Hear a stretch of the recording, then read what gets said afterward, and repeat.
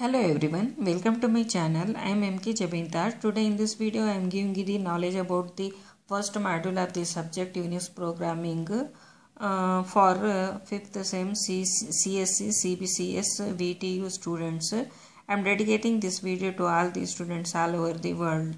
Now let us see module first of Unix programming subject.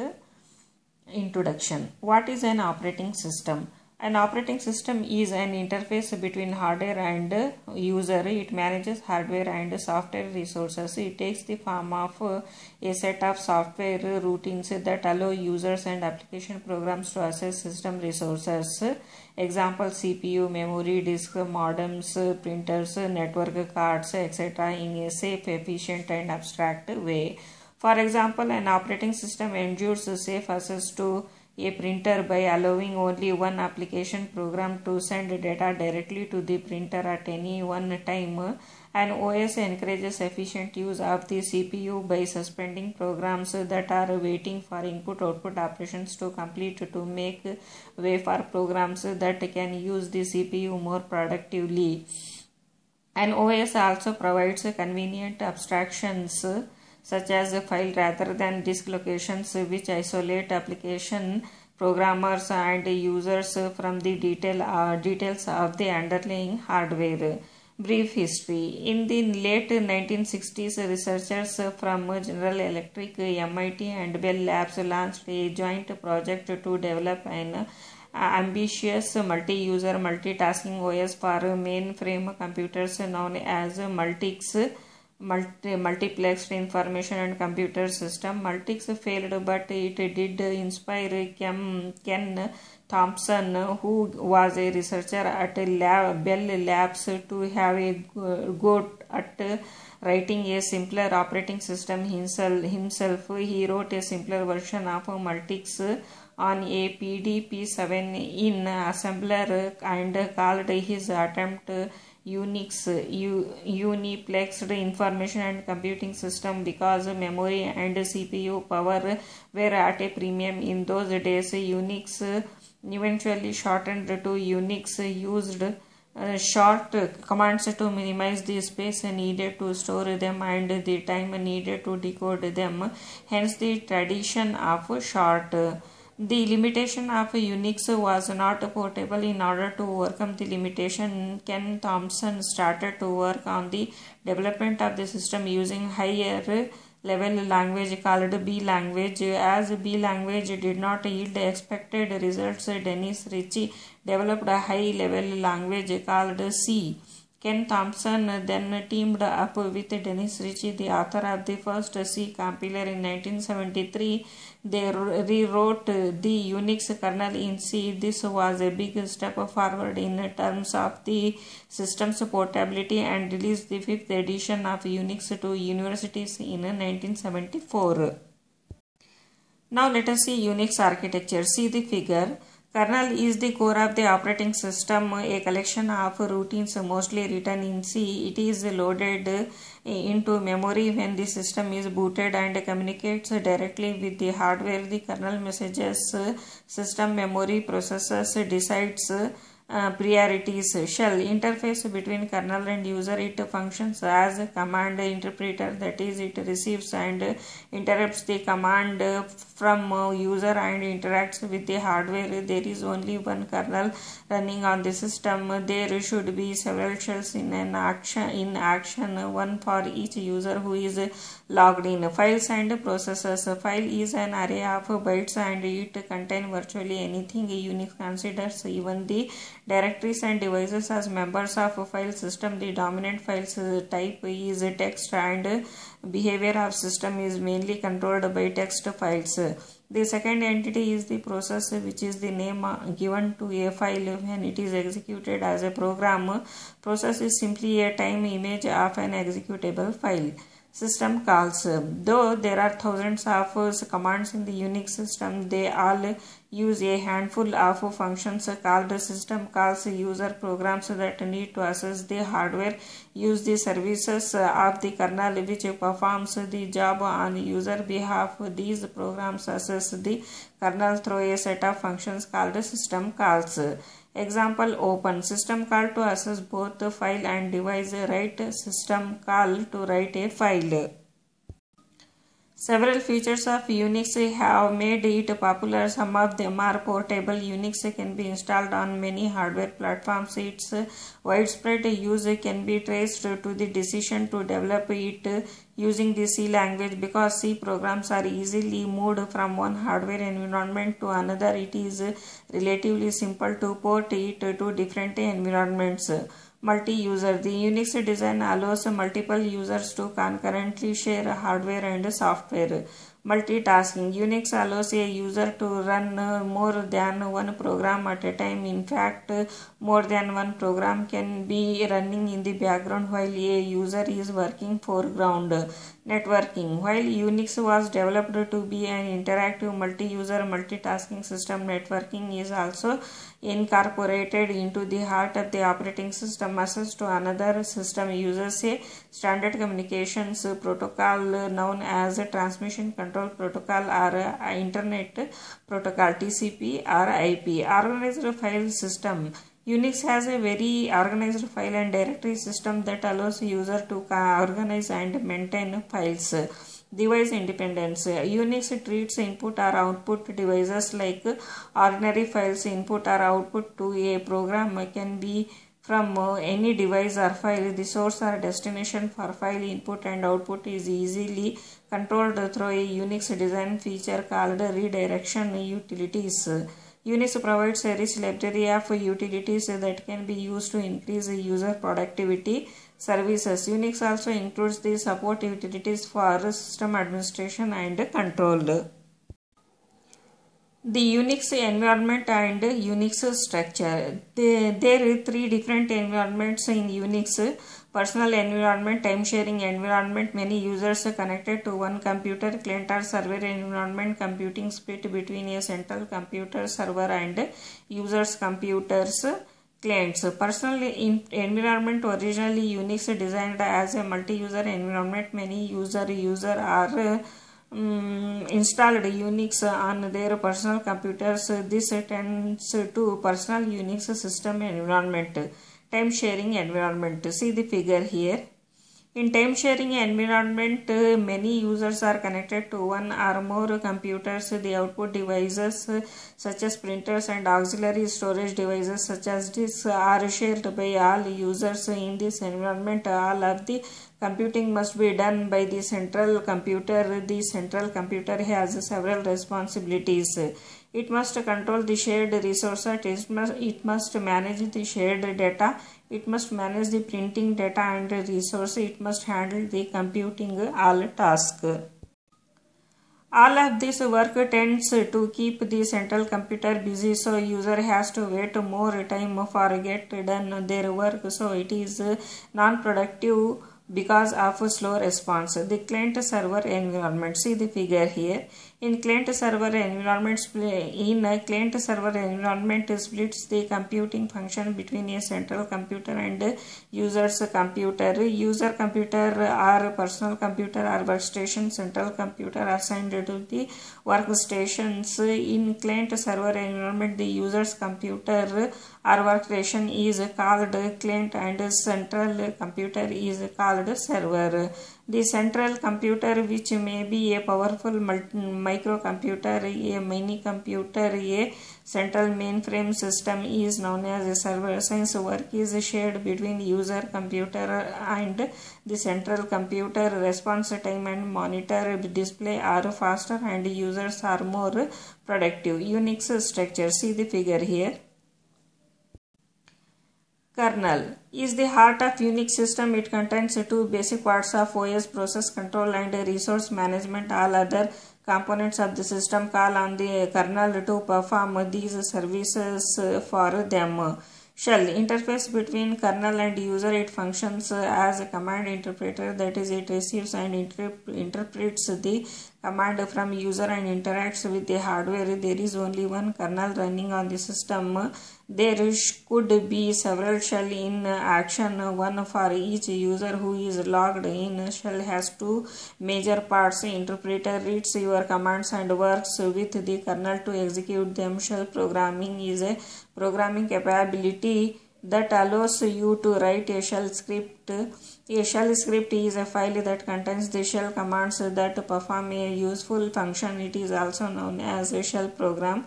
There are three standard shells used in Unix today. Bourne shell, developed by the Steve Bourne at AT&T Labs, is the oldest. Bash Bourne again shell, an enhanced version of the Bash shell.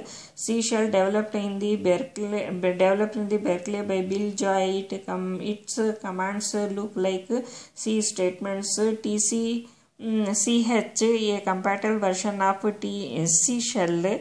Korn shell, developed by the David Korn, also of AT&T Labs, in the newest and powerful. Utilities. A utility is a standard Unix program that provides support for users. Three common utilities are text editors, search programs, and sort programs. Applications. Programs that are not a standard part of Unix, written by system administrators, professional programmers, or users. They provide an extended capability to the system. POSIX and Unix specification. Dennis Ritchie's decision to rewrite Unix in C didn't quite make Unix very portable. Unix fragmentation and absence of a single conforming standard adversely affected the development of portable applications. First, AT&T created the System 5 interface definition. Later, XRGuide XPG product conforming to this specification was branded Unix 95, Unix 98, or Unix 03 depending on the versions of the specification. Yet another group of standards, the Portable Operating System Interface for Computer Environments, were developed at the behest of the Institution of Electrical and Electronics Engineers. POSIX refers to operating systems in general but was based on Unix. Two of the most cited standards from the POSIX family are known as POSIX.1 and POSIX.2. POSIX.1 specifies the C application programs interface. The system calls POSIX.2 deals with the shell and utilities. In 2001, a joint initiative of XR Open and IEEE resulted in the unification of the two standards. This is the single Unix specification version 3. The write once adapt everywhere approach to this development means that once software has been developed on the POSIX compliant Unix system, it can be easily ported to another POSIX compliant Unix machine with minimum modifications. We make reference to POSIX throughout this text, but these references should be interpreted to mean the SUSV3 as well. General features of Unix commands are command structure. See the figure here. Commands are entered at shell prompt. The components of the command line are the verb, any options required by the command's arguments if required. For example, the general form of the Unix command is as follows. See the figure here. Where verb is the command name, the command indicates that action is to be taken. This action concept gives us the name. Verb for action. Option modifies how the action is applied. Argument provides additional information to the command. Note: options must come after the command and before any command arguments. Options should not appear after the main arguments. However, some options can have their own arguments. If options are enclosed within the square brackets, then options are not mandatory, else it is compulsory. If arguments are enclosed within the square bracket, then options are not mandatory, else it is compulsory. Understanding of some basic commands such as echo, printf, ls, who, date, password call the date command. See the figure here. Date displays the system date and time. If the system is local, that is one in your own area, it is the current time. If the system is remote, such as across the country, the replay will contain the time where the system is physically located. The input for the date is the system itself. The date is actually maintained in the computer as a part of OS. The date commands sends its response to the monitor. See the figure here. Format code and explanation. See here in the table. Here table continues. See the calendar command. See the figure here. A single parameter specifies the 4-digit year 1 to 9 4 times to be displayed. Two parameters denote the month 1 to 12 and the year 1 to 4 times 9. If arguments are not specified, the current month is displayed. A year starts on 01 Jan to display the current month's calendar. See the here output. To display Feb 2015 calendar, see the command here. To display the complete year calendar, call -i. Who. The who is online command. The who command prints information about all users who are currently logged in. See the figure here. See the syntax here. -u idle time prints the idle time for each user and the process ID. -h heading prints the line of the column headings. See here. See the who command using here. Now let us see password command. The change password command. The password command is used to change the password of a user account. A normal user can run password to change their own password, and a system administrator, the super user, can use password to change another user's password or define how the account's password can be used or changed. See the figure here. See the syntax of password command.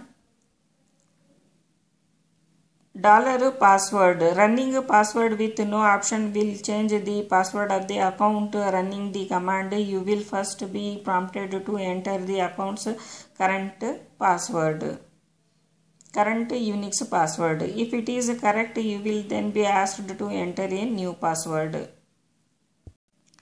Enter new Unix password, and to enter the same password again to verify it, type new Unix password. If the password matches, the password will be changed. The password command changes passwords for user accounts. A normal user can only change the password for their own account, but the super user can change the password for any account. Password can also change or reset the account's validity period. How much time can pass before the password expires and must be changed. Before a normal user can change their own password, they must first enter their current password for verification. The super user can bypass this step when changing another user's password. After the current password has been verified, password checks to see if the user is allowed to change their password at this time. If not, password refuses to continue and exits. Otherwise, the user is then prompted twice for a replacement password. Both entries must match for password to continue. Rules for giving passwords. See here.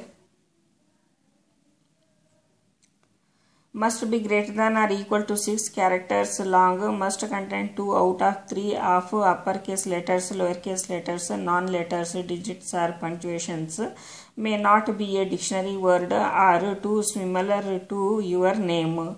Echo print message command. The echo command used to display a message to display the diagnostic messages on the terminal or to issue prompts for taking user input to evaluate shell variables. See the figure here. See the echo short minus option up to string options. Minus and do not output a trailing new line minus E enables interpretation of backslash escape sequences. See below for a list of these. Minus E disables interpretation of backslash escape sequence. This is the default. Minus minus help displays a help message and exit. Version output version information and exit. If you specify the minus E option, the following escape sequences are recognized. See here list and example of echo. See the examples of echo. Now let us see print command, alternative to echo command. $printf no file entered, output no file entered. See the examples here.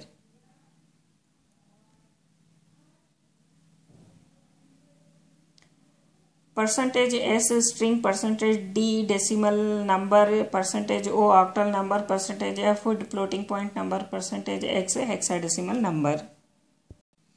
Now let us see the man command. The man command, knowing more about Unix commands and using Unix online manual pages. Man is the system's manual viewer. It can be used to display manual pages, scroll up and down, search for occurrences of specific text and other useful functions. Each argument given to man is normally the name of the program, utility or function. The manual page associated with each of these arguments is then found and displayed. A section number, if provided, will direct man to look only in that section of the manual. The default action is to search in all the available sections following a predefined order and to show only the first page found. Even if page X minus exists is several sections. A man page is divided into number of compulsory optional sections. Every command does not have all sections, but the first three, name, synopsis and description, are seen in all the man pages. Name presents the online introduction to the command. Synopsis shows the syntax used by the command. Description provides a detailed information. See the figure here. Options minus K, comma, double minus. Search for text in all manual pages. This is a brute force search and is likely to take some time. If global minus, you should specify a section to reduce the number of pages that need to be searched. Apropos, search terms may be simple strings. The default are a regular expression if the regex option is used. Section numbers. The section numbers of the manual are listed below. While reading documentation, if you see a com minus command name followed by a number in parentheses, the number refers to one of these sections. For example, man is the documentation of man found in section number 1. Some commands may have documentation in more than one section, so the numbers after the command name may direct you to the correct section. To find a specific type of information, the section numbers and the topics they cover are as follows. See the list here.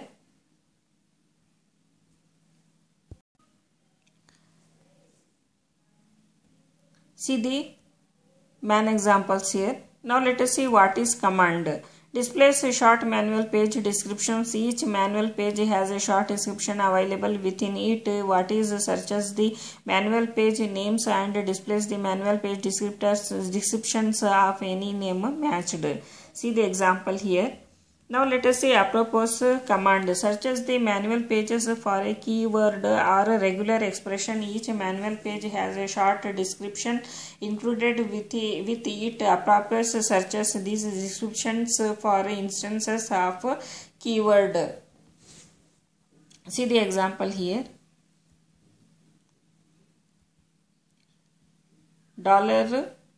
$apropos find. find mount point to Find where the Apramore interface file system is mounted. chk dupe xa of 1. Find I duplicate executables. FFS of 3. Find first bit set in a word. Now let us see ls command. The ls command lists all the file in the directory that match the name. If name is the left blank, it will list all of the files in the directory. See the syntax here. See the table, options and descriptions here. To show long listing information about the file or directory, ls-l, see here. Example output. Now let us see field 1, first character. File type. First character specifies the type of the file. In the example above, the hyphen in the first character indicates that this is a normal file. Following are the possible file type options in the first character of the ls-l output. Field explanation. Normal file, D directory. Minus means normal file, D directory, S socket file, L link file. Second to 9th character file permissions. Next 9 characters specifies the file permission. Each 3 character refers to the read, write, execute permissions for owner, group and other. See here examples. Field 2, number of links. Second field specifies the number of links for that file. In this example, 1 indicates only 1 link to this file, echoes C, and 2 links to the directory named Fedora. See field 3, owner. This field specifies owner of the file. In this example, echoes C file is owned by a username Vision. D field 4, group. Fourth field specifies the group of the file. In this example, the file echoes C belongs to Vision group. Field 5, size. Fifth field specifies the size of the file. In this example, 1129 indicates the echoes C file size. F field 6, last modified date and time. Sixth field specifies the date and time of the last modification of the file. For example, see here example. Field 7, G, file name. The last field is the name of the file. H, display directory information using ls-ld. Where you use ls-l, you will get the details of directory's content, but if you want the details of the directory, then you can send -d option as. For example, if you use ls-l /etc will display all the files under the etc directory, but if you want to display the information about the /etc/ directory, use -ld option as shown below. Now let us see the flexibility of the command usage combining commands. Unix allows you to specify more than one command in the command line. Each command has to be separated from the other by a semicolon. Example, see here. In this example T, the above command first it displays the line count, word count and byte or character count. Along with this, it also display the details of the note file. When you learn to redirect the output of these commands, you may even like to group them together within parentheses. See the example here. The combined output of the two commands is now sent to the file. New list white space is provided here only for better readability. You might reduce a few keystrokes like this. See the example here. When a command line contains a semicolon, the shell understands that the command on each side of it needs to be processed separately. The semicolon here is known as a meta character, and you will come across several meta characters that have special meaning to the shell. A command line can overflow or be split into multiple lines. A command is often keyed in through the terminal. Width is restricted to 80 characters. That doesn't prevent you from entering a command or a sequence of them in one line, even though the total width may exceed 80 characters, the command simply overflows to the next line though it is still in a single logical line. Sometimes you will find it necessary or desirable to split a long command line into multiple lines. In that case, the shell issues a secondary prompt sim, usually greater than, to indicate to you that the command line is not complete. This is easily shown with the echo command. See the example here. Now let us see meaning of internal and external commands. Unix commands are classified into two commands: internal commands, example echo; external commands, example ls, cat. Internal commands are sometimes something which is built into the shell. For the shell built-in commands, the execution speed is really high. It is because no process needs to be spared for executing it. For example, when using this cd command, no process is created. The current directory simply gets changed on executing it. External commands are not built into the shell. These are executable present in a separate file. When an external command has to be executed, a new process has to be spared and the command gets executed. For example, when you execute the cat command, which usually is at /user/bin, the executable /user/bin/cat gets executed. How to find out whether a command is internal or external? Type the command as follows. For the internal commands, the type command will clearly say its shell built-in. However, for the external command, it gives the path of the command from where it is executed. The type command. Knowing of type of a command and locating it, type display information about command type. The type command is a shell built in that displays the kind of command the shell will execute given a particular command name. It works like this: type command, where command is the name of the command you want to examine. Here are some examples. See here. Here we see the results for three different commands. Notice that the one for ls taken from the Fedora system, and how the ls command is actually an alias for the ls command with the color tty option added. Now we know why the output from ls is displayed in color. The root login. Root, the system administrator's login. The Unix system provides a special login name for the exclusive use of the administrator. It is called root. This account does not need to be separately created but comes with every system. Its password is generally set at the time of the installation of the system and has to be used on logging in. Login root password. The prompt of the root is as other users, non-privileged user, either $or %. Only once you log in as root, you are placing the root's home directory depending on the system. This could be / or /root. Becoming the super user su command. Any user can acquire super user status with the su command if she knows the root password. Example, the user gmit becomes a super user in this way. See here. Though the current directory does not change, the # prompt indicates the gmit now has powers of a super user. To be in root's home directory on a super user login, use su-l.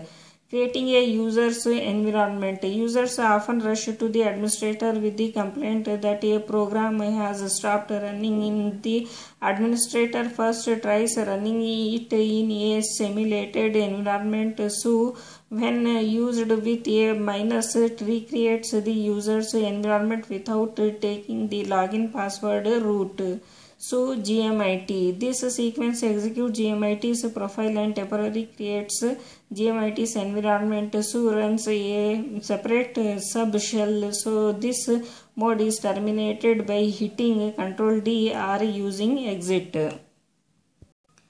Now let us see Unix files. Unix system has thousands of files. If you write a program, you add one more file to the system. When you compile it, you add some more file, grow rapidly, and if there are no organized properly, if they are not organized properly, you will find it difficult to locate them. So Unix has a file system to manage or organizes its own files in the directory. Naming files are what's in a file name. Unix permits the file names to use most characters but avoid spaces, tabs and characters that have a special meaning to the shell, such as see here. It is recommended that only the following characters be used in the file names: alphabetic characters and numerals. The period and the hyphen and the underscore case sensitivity, uppercase and lowercase, are not the same. There are three different files: November. See here. November in capital letters, November with a capital N and small letter November. Length can be up to 256 characters. Extension may be used to identify types of files. See here. Basic file types are categories files. File is a collection of records, so files are divided into three categories: ordinary file, directory file, and device file. The Unix file system contains several different types of files. Ordinary files are regular files. It contains only data as a stream of characters. An ordinary file itself divided into two types. Text files contain only printable characters and you can often view the contents and make sense out of them. All C and Java files are examples of text file. A text file contains lines of characters where every line is terminated with the new line character, also known as line feed. When you press enter while inserting text, the LF character is appended to every line. You won't see this character normally, but there is a command which can make it visible. Binary file. It contains both printable and unprintable characters that cover the entire ASCII range 0 to 255. Most Unix commands are examples of binary files. Directory files contains no data but keeps some details of the files and subdirectories that it contains. A directory file contains an entry for every file and subdirectory that it houses. Each entry has two components: the file name, a unique identification number for the file or directory called the inode number. A directory contains the file name but not the contents of the file. When you create or remove a file, the kernel automatically updates its corresponding directory by adding or removing the entire, that is, inode number associated with that file. Device files used to represent a real physical device such as printer, tape, drive, or terminal used for input or output operations. Unix considers any device attached to the system to be a file, including your terminal. By default, a command treats your terminal as the standard input file from which to read its input. Your terminal is also treated as the standard output file to which a command's output is sent. stdin and stdout will be discussed in more detail later. Two types of input-output: character and block, usually only found under directories named /dev. Parent-child relationship or organization of files. All files in Unix are related to one another. The file system in Unix is a collection of all ordinary directory and device files and organized in a hierarchical structure as shown in the figure below. See the figure here. The implicit feature of every Unix file system is that there is a top which serves as a reference point for all files. This top is called root and is represented by /front/. Root is actually a directory. The root Directory has a number of subdirectories under it. These subdirectories in turn have more subdirectories and other files under them. For instance, bin and user are two directories directly under root file. Second, bin and Kumar are subdirectories under user. Every file apart from root must have a parent. Thus, the home directory is the parent of Kumar, while slash is the parent of home and grandparent of Kumar. If you create a file login.sql under the Kumar directory, the Kumar will be the parent of this file. The first group contains the files that are made available during system installation. /bin and /user/bin. These are the directories where all the commonly used Unix commands are found. /sbin and /user/sbin. If there's a command that you could execute but the system administrator can execute, it would be probably in one of these directories. /etc. This directory contains the configuration files of the system. You can change a very important aspect of the system functioning by editing a text file in this directory. Your login name and password are stored in the files /etc/password and etc/shadow. This directory contains all the device files. These files don't occupy space on disk. There could be more subdirectories like PTS, DSK and RDSK in this directory. /lib and /user are /user/lib contains shared library files and sometimes other kernel related files. /user and /include contains the standard header files used by C programs. The statement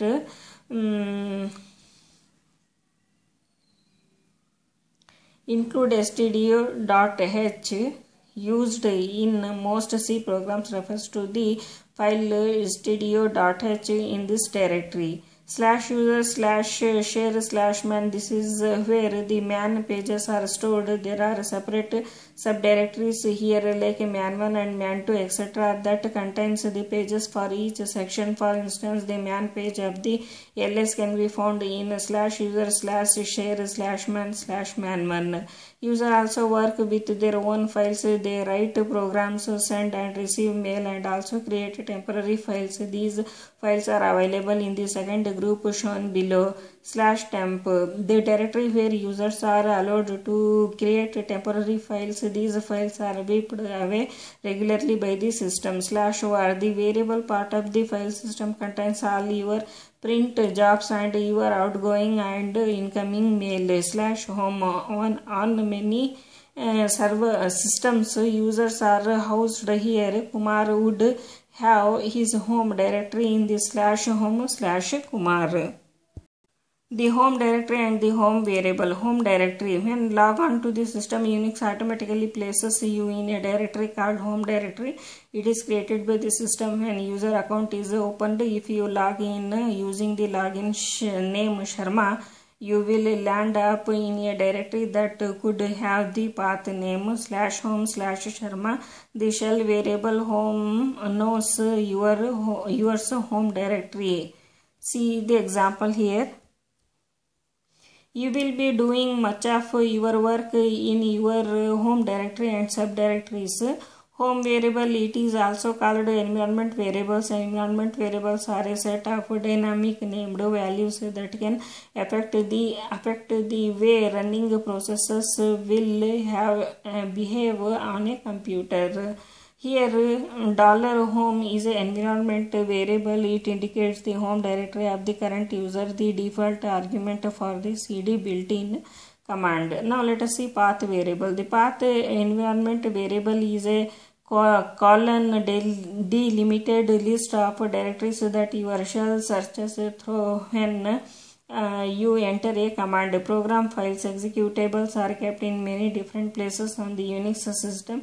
Your path tells the Unix shell where to look on the system when you request a particular program. To find out what your path is at the Unix shell prompt echo $path. Your path will look something like the following here.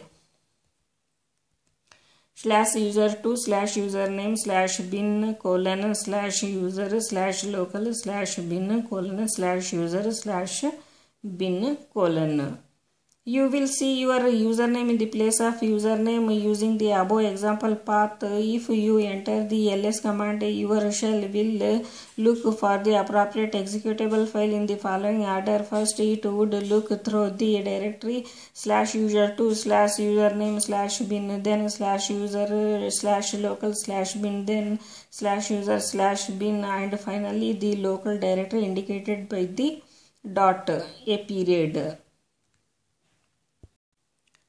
Now let us see relative and absolute path names. The dot and the double dot notations to represent present and parent directories and their usage in relative path names. Relative path names that don't begin with slash specify locations related to your current working directory uses either the current or parent directory as a reference and specifies path relative to it.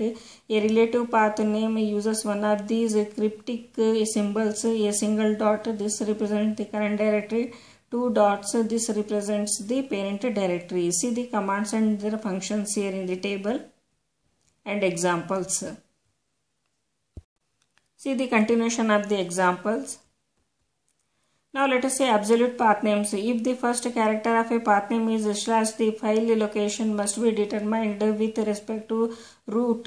Such a path is called the absolute path name. Cat /home /Kumar. When you have more than one slash in a path name, for such slash you have to descend one level in the file system. Thus Kumar is one level below home and two levels below root. When you specify a file by using different slashes to demarcate the various levels, you have a mechanism of identifying a file uniquely. No two files in the Unix system can have same absolute paths. When you specify the date command, the system has to locate the file date from a list of directories specified in the path variable and then execute it. However, if you know the location of a command in prior, for example, date is usually located in /bin or /user /bin, use absolute path name that is precede its name with a complete path $bin/date. For example, if you need to execute programs less residing in /user /local /bin, you need to enter the absolute path names $/user /local /bin /less. Directory commands, password, cd, make dir, remove dir commands.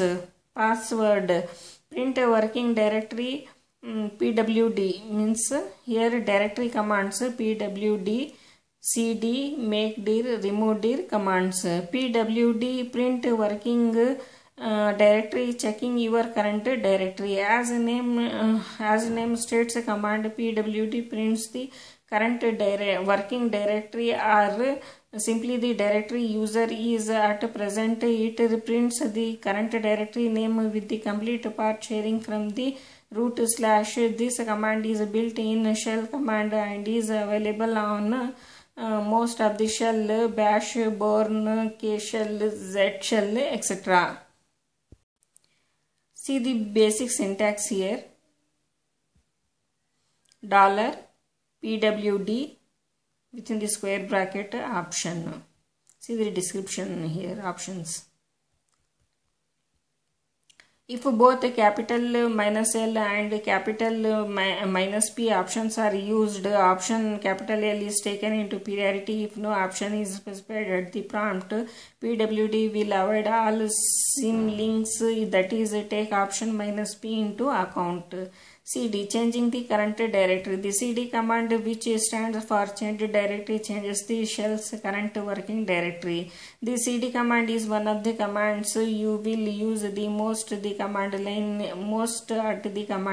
in Unix.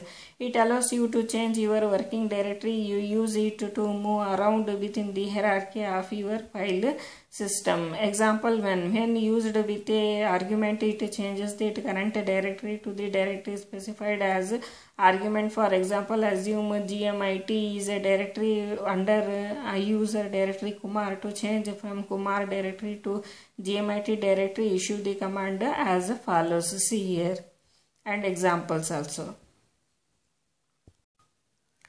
See the example here.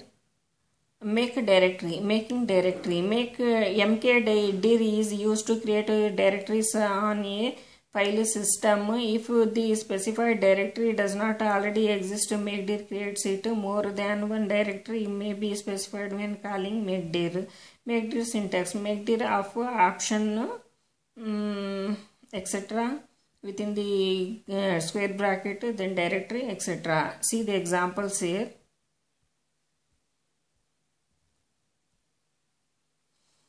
This can happen due to the directory named test may already exist. There may be an ordinary file by the same name in the current directory. The permissions set for the current directory do not permit the creation of files and directories by the user. I said this for fifth example here. Now let us say rmdir, removing directories. The rmdir utility removes the directory entry specified by each directory argument provided the directory is empty. For example, $remove directory procs removes the directory named procs.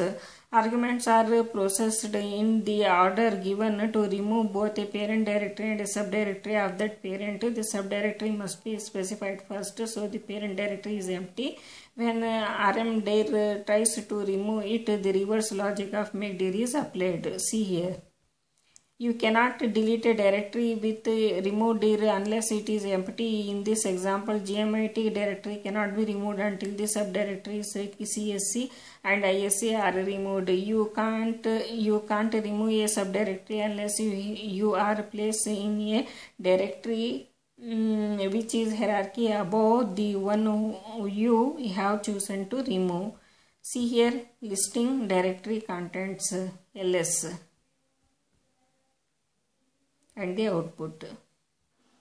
See the ls options here. Identifying directories and executables -f. See here example. The star indicates the file contains the executable code and slash refers to the directory, showing hidden files also. See here -a. The hidden files are indicated by dot displayed before file name, listing directory contents. See here.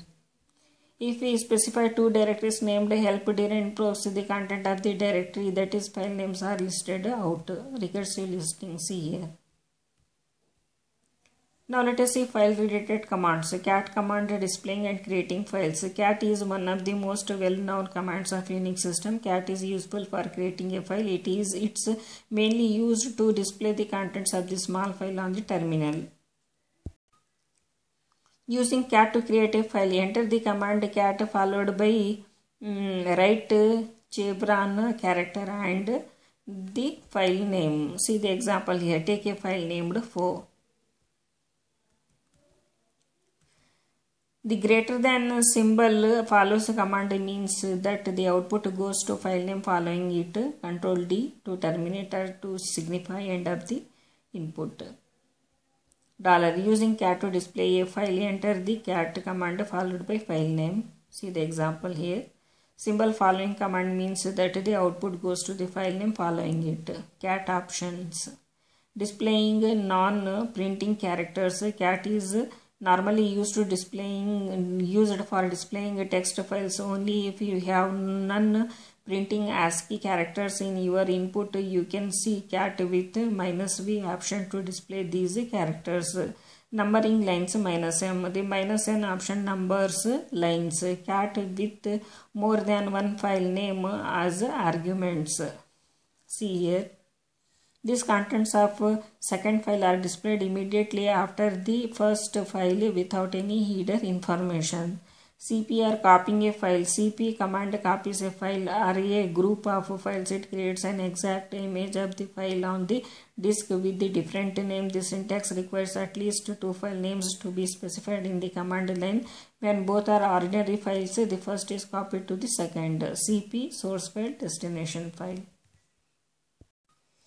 See here, CP chap 1 unit 1. If destination file, that is unit 1, does not exist file first, it will be created before copying. If not, it will be simply overwritten without any warning. Copying a file to another directory.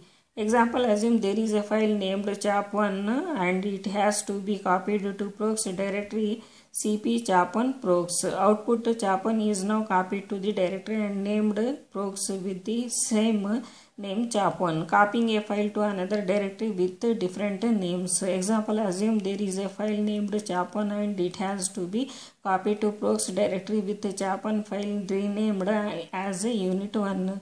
CP chap1 procs / unit1. Output chap1 is now copied to the directory and named procs with the same name unit1. Copy more than one file with a single command.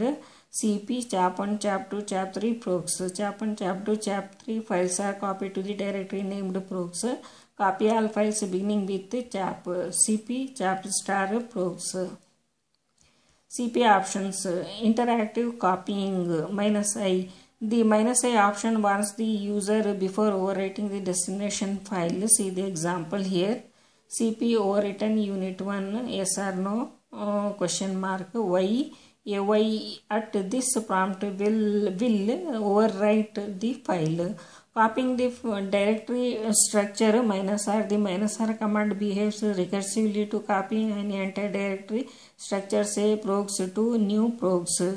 Example, say procs directory contains 3 files, kernel bash corn. To copy all 3 files under procs to new procs directory $cp -r procs new procs. Remove deleting files. The rm command deletes one or more files. See the examples here. RM options. Interactive deletion -i. The -i option makes the command ask the user for confirmation before removing each file. See here. Recursive deletion small letter r small capital letter R deletes all subdirectories and files recursively. RM won't normally remove directory, but when used with -r option, it will. See here, forcing removal. Remove the prompt for removal if a file is write protected. The -f option overrides this minor protection and forces removal. Now let us see mv renaming files. The mv command renames or moves files. It has two distinct functions. It renames a file or directory. It moves a group of files to a directory, different directory. To rename a file chap1 to man01, see the syntax here. To rename a directory, see the syntax. To move group of files to a directory, see here. Now let us see WC directory. Counting lines, words, characters. WC command takes one or more file names as arguments and displays 4 columnar output. First we will create a file named infile. See here. We count lines in the first column, words in second column, characters in third column, and file name in fourth column. A line is any group of characters not containing a new line. A word is group of characters not containing a space, tab, or new line. A character is the smallest unit of information and includes a space, tab, and new line. WC option. See here. When two file names are passed as WC argument. See here. First line, number of lines, words and characters of chap1. Second line, numbers of lines, words and characters of chap2. Third line, the number of lines, words and characters of both. See here OD command displaying data in octal. See the example here.